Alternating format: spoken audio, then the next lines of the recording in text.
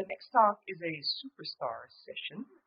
I'd like to invite to the stage Greg Wang from Adjust. Greg's going to talk about calculating LTV post-IDFA. I'm pretty sure there's a lot of people, definitely including me, who want to hear all about that, because isn't that a big problem? I'll give the stage to you. Hello. Is it working? Yeah. Superstars are big words. I'll try to live up to it. Hey everyone, I'm Greg. Today, I should mention, I'm going to be talking about calculating lifetime value in the world beyond IDFA. So, it's a quick agenda, so I'll do a quick spiel on Adjust just to give you what perspective we're coming at this problem from. Talking about why LTV is an important metric. I know it's not like it's a brand new metric that you've never heard about, but why do we think it's so important, and what have been the challenges pre and post iOS 14? And hopefully I'll leave you not with just questions, but with some solutions that others in the market and ourselves are going about to try to help solve this problem. All right, so real quick, Adjust is a growth marketing analytics platform. Really at the core, we're trying to give you marketers the ability to understand where your best users are coming from, so you can put more money into those campaigns. So beyond that, we have fraud prevention, we have automation, but today we're really focusing on that piece. So how do you understand and put these millions of dollars and these big marketing budgets towards the right people and the right campaigns? All right, so lifetime value, a metric you can't get wrong. So when we look at lifetime value and how you can utilize it, so a lot of people are just going to measure it up against customer acquisition cost, right? It makes sense. The amount of money this user is bringing you over the amount of money it actually cost you, you want that to be positive. So I know that's not a new figure, but overall we see that even nowadays you can use it for other things just beyond health of the business, but you can also use it to understand within a user life cycle, where are they most likely to drop off, where are you most likely to want to retarget them to get them back into the app, so you can maximize the value out of that user. So, before I get into the recent challenges on finding LTV, I wanted to go through just historically why has it been, or why is it a little bit more difficult than you might think. So overall, first off, there's no one size fits all. So when you look at LTV, there's different apps for every campaign you're running. Users can really be different values to you according to where they came in. So you might see users in a soft launch that have a really high LTV in the beginning because, hey, you maybe gave them a coin offering. Makes a lot of sense that they're going to spend money right when they get into your app. And you might say, oh, hey, that early indicator means that they're going to be a really good customer for the lifetime that they play this game. But you might also see community-based building. So one thing we've been really partnering with Reddit and other community-based growth platforms is that, hey, if you can build trust within an organization across not just that user individually, but if they have a community of users to kind of play off of, that's going to be a really big value driver, and maybe they haven't spent the initial big bucks that you did on an initial coin offering on a soft launch, but they're sticking around for a really long time. That might be a really good indicator of lifetime value across their whole life cycle. So it might not just be early activity, but it's also, all right, when you are over the course of an entire life cycle, how much money they're actually bringing you. So with that, we now have even more challenges. So I mentioned timing. So scan postbacks. Scan makes it a lot more difficult to get the granular data that you're used to. So first off, there's no user level without consent. So back in the day, LTV could be calculated with just IAPs, with ad revenue, down to the exact user level. You know exactly how much that user is bringing you. But now, you can't actually tie that revenue directly back to a person. So overall, it just makes it a lot more difficult to understand how many of those users are actually proving valuable to your app, and therefore how do you know which campaigns to spend more money on. Within Scan, and I know all of you that have been working with it and loving it, data is also not in real time. So like I mentioned, the whole point of lifetime value as well from a marketing perspective is, hey, you want to know this early on enough that you can change what you're doing so that you're not just relying on early indicators, but you're relying on something that's going to help your business throughout the course. So with Scan, that data is not received in real time anymore like it used to be. And then lastly, and probably the most difficult part, is Apple's not really helping you with any of this. So they have kind of said, hey, go out there and create your own schema. So how do you understand and how do you do enough research to actually go out about and provide like an effective strategy? So that is where predictive analytics has been coming in, and why a lot of people in the space have been trying to solve this problem. So I'll go into a couple of different approaches, and I won't say that Adjust is standing up here and saying we've mastered it, but I think it is important to help push the industry forward and have everyone look into this issue, because it's going to really help everyone out in the long term. All right, so what have savvy marketers been doing with the absence of IDFA? So the first approach, and I don't know who named this the naive approach, it wasn't me, I thought it was a little weird, because it is still a smart way to do things, right? So you're trying to essentially get one coefficient to apply across all your users. So you know, all right, day 0 they brought me this, day 60 they brought me this. I'm going to divide those, use that coefficient across all my blanket users for the campaign, and that way I know, at least directionally, these users are probably going to be making me this amount of money. So while that is definitely it's better than not doing any sort of predictive analytics, we found that there's better ways to do it just because people interact with your app in a very different way. So it's hard to put one blanket coefficient on them and rely on that to make million-dollar decisions.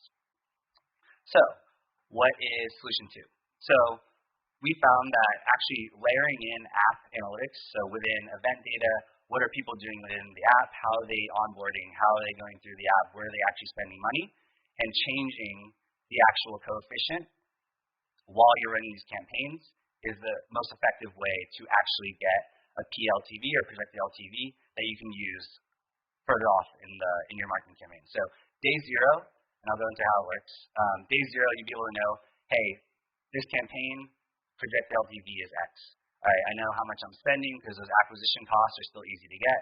You can just get ad spend through any one of your measurement partners or just even doing it manually. But then you can say, hey, all right, this is how much I'm spending, this is how much are projected. Let's dump more money into there because it's a positive LTV. All right, so we do this in 3 stages. So first stage, so right now you can still get all of the event data for all of your users, but you just can't tie it back to attribution.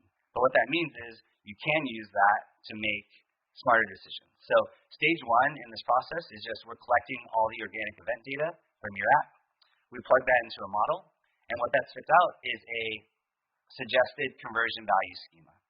So within SKAd Network, you set up all your conversion values, and actually you can talk to an MAU about just really looking into that and understanding and not using the same conversion values that you've been using for the past year and a half and testing those out.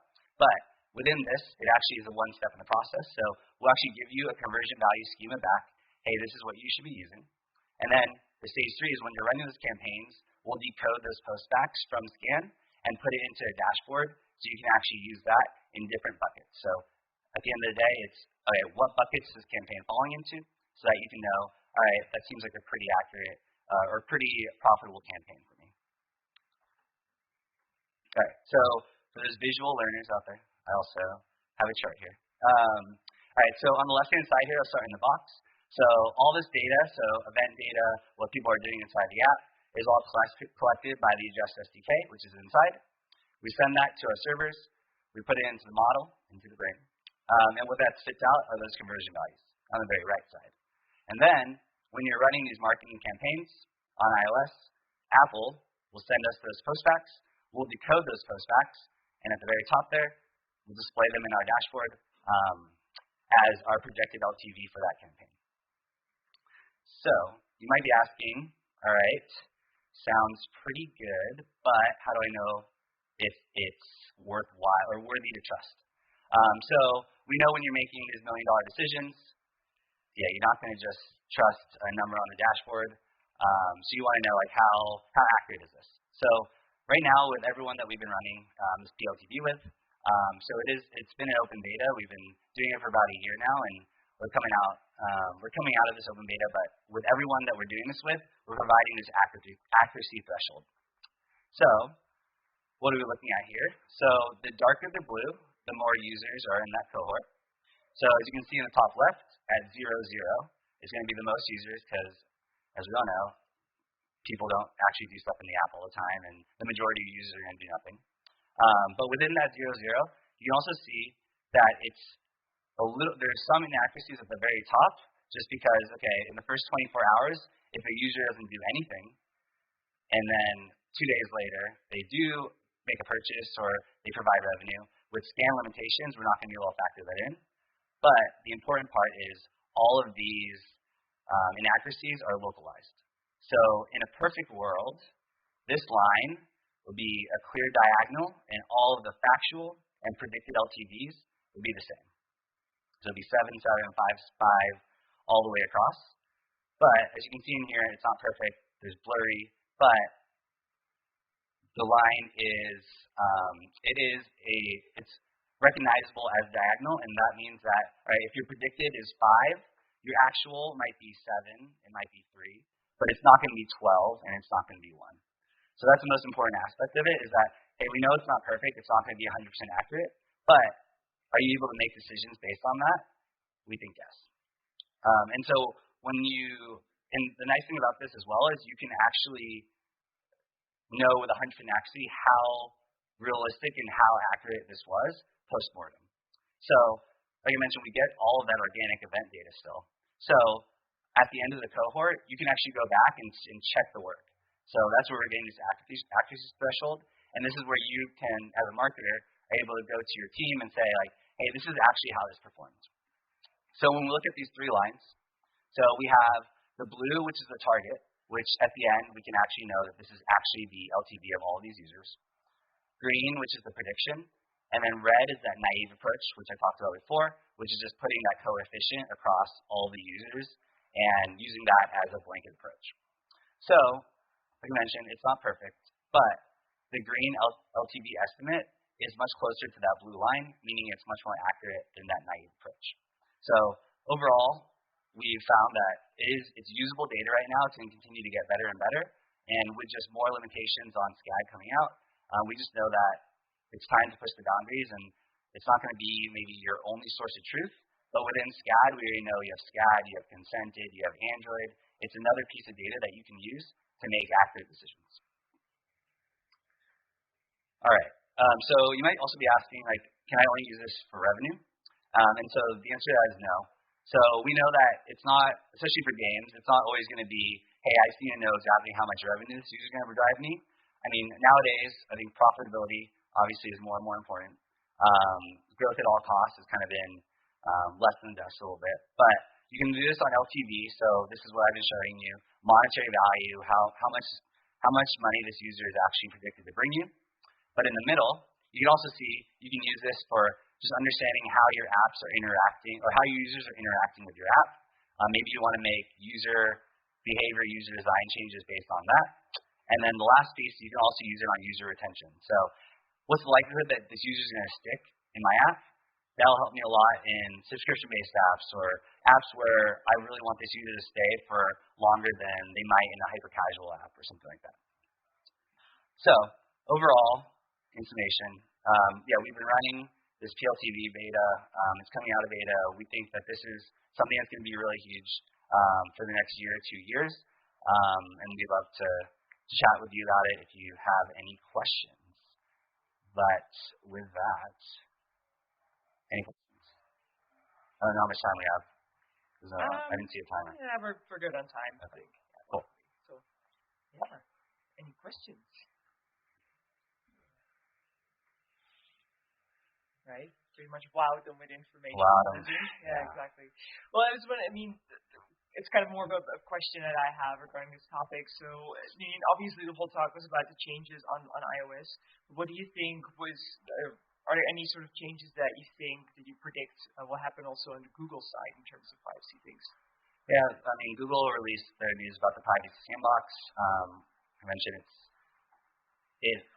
remains to be seen exactly what the details are going to be, but we know privacy is the future. It's where it's all heading. I will say that Google has been a little bit more willing to take in information from other sources in the industry.